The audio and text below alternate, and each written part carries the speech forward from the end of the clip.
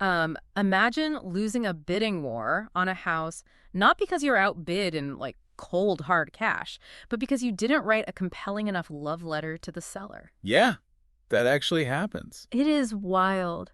Welcome to your custom-tailored deep dive into the South Winnipeg real estate market.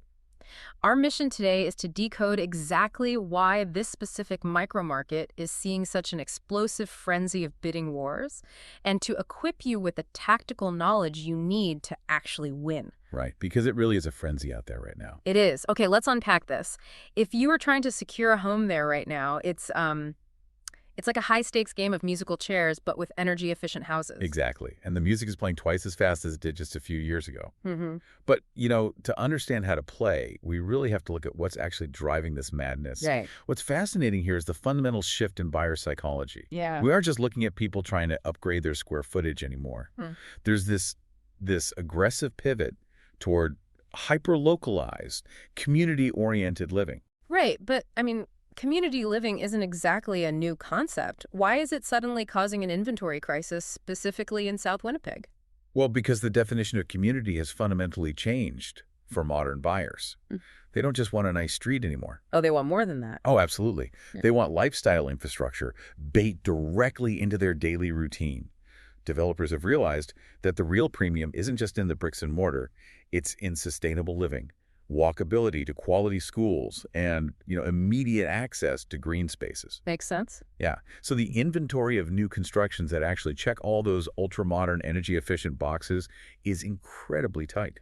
Which perfectly explains the wild divergence we're seeing between neighborhoods. You have River Heights, which commands a massive premium for that traditional, mature, tree-lined aesthetic and that historical community feel. Right.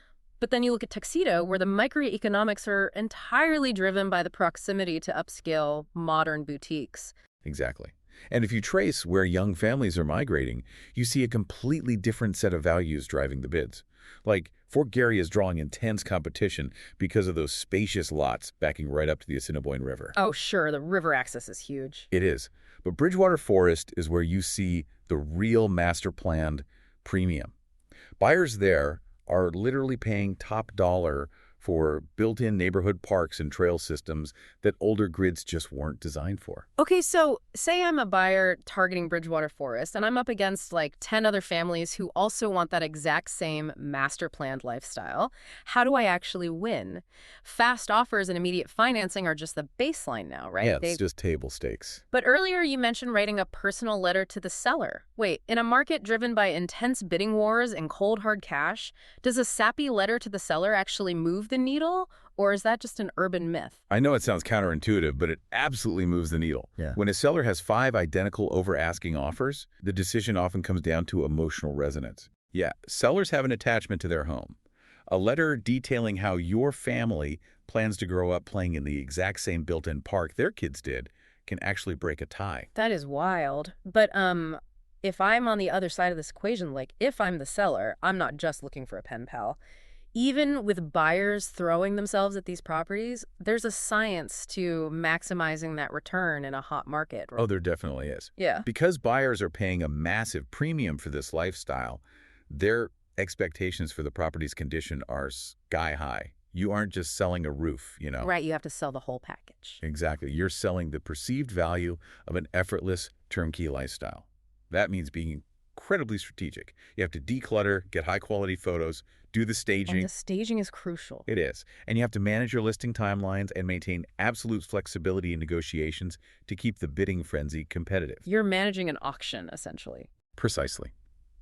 If we connect this to the bigger picture, South Winnipeg offers a uniquely vibrant master plan lifestyle, but capitalizing on it requires extreme speed and localized intelligence. Yeah, you really have to do your homework. You do. You have to understand how neighborhood amenities directly impact the local property taxes you'll be paying. And in a rush this intense, leaning on hyper-local resources, like a reputable home inspector who knows the specific construction quirks of these newer developments, is literally the only way to protect your investment. The rush is very real. Yeah. But I want to leave you with a final thought to mull over. We just talked about how in this cutthroat, intensely competitive market, a heartfelt note about your family can actually beat out a higher cash offer. It's pretty amazing to think about. It really is. So if human connection can trump thousands of dollars in a bidding war, what does that say about the psychological side of housing? When the dust settles, is the real estate market ultimately driven more by human emotion than pure economics?